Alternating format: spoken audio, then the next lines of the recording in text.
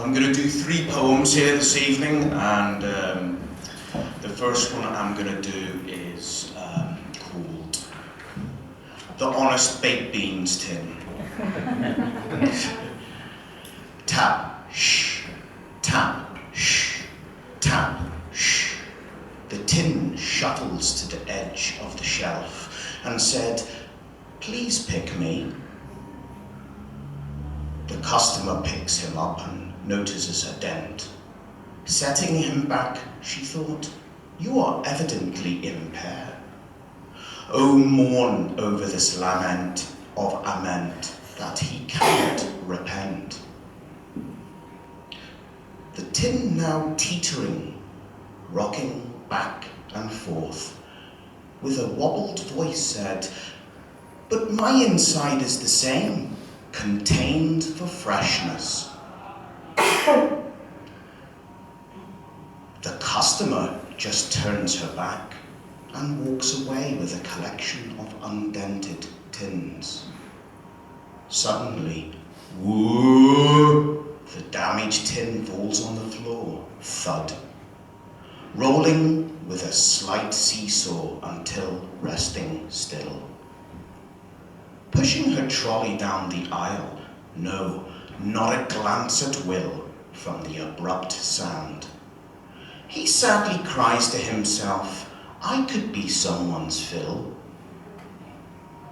Of course, the supermarket is always tidied for health and safety, and to the consumer's delight, displayed until, with damaged goods, they end up in a skip, out the back of the warehouse, from the bin upright to tip, food and rubbish in fellowship. Later on that night, a homeless woman rummages through the skip for an evening meal. She comes across the dented baked beans tin, and with her hands a gladdened feel. She said to herself, "A good date." The tin awakens and said, "You are poor. Can you heat me up in a pot?" The homeless woman rubs her arms, then her hands, and replied, "Brr, no, but you will fill me even more. I need to eat, and you I could not ignore."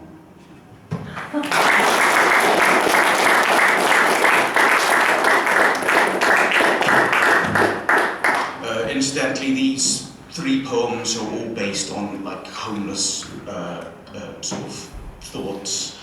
Because I ended up in a hostel myself, unfortunately, through personal reasons. But this one is called From My Window. The dog must be inside today. Just scrape marks, a small impact to the right of the door. On the door frame, as a matter of fact. In fact, I laughed when I saw him outside, waiting upon the step, though his ego intact. Or maybe to say his dignity, inside with possible tooth biscuits with calcium and other extracts, watered and fed, all packed, and ready for a kip without being in lack. This mutters around grey in rain, or a damp afternoon, in the yard looking around. Would he be outside at night seeing the moon? Though it was during the day to catch sight of this dog. Does he need a groom? Long, strangly hair, small-tailed, pointed ears, maybe a bit bigger than the head of a broom. Sort of light brown, slightly golden, like tea stains in a porcelain mug. Woof, woof, please could I have a bone, or my dog bed, my throne.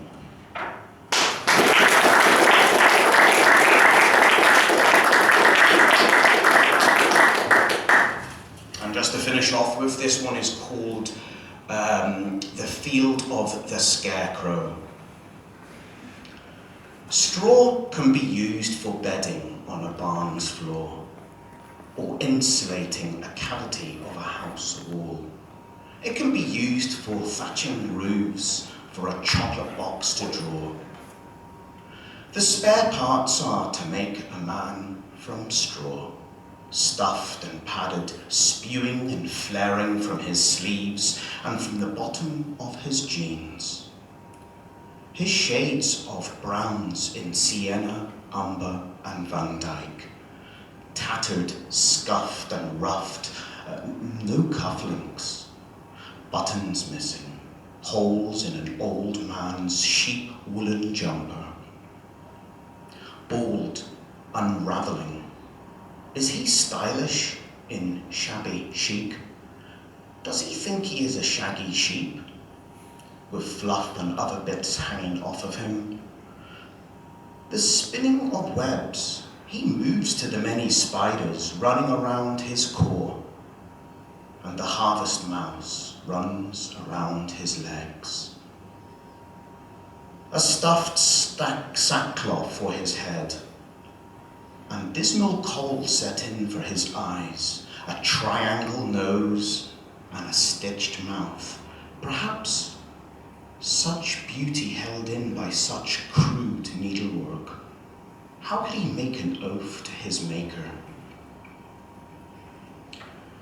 In the fields of gold, don't leave him hanging on his own, deserted in this vastness, the vision of the Scarecrow peering over corn. He is just hung out, pegged on a clothesline, as if crucified with his arms stretched out, gazing his time upon the field. He wears a hat in flooded afternoon. The rim drips in morning shade, the dripping of stars in sunlight, shining a clear white sparkle. A crow sits on his arm, pressure to apply. The wooden stick supporting him creaks as the bird lifts its wings to take off into the air, and into the distance it flies. The wings flap to swiftly say bye. It has a visitation of the songbird's restful eye. Who could deny to testify for the homeless, with shivers in cold nights to occupy?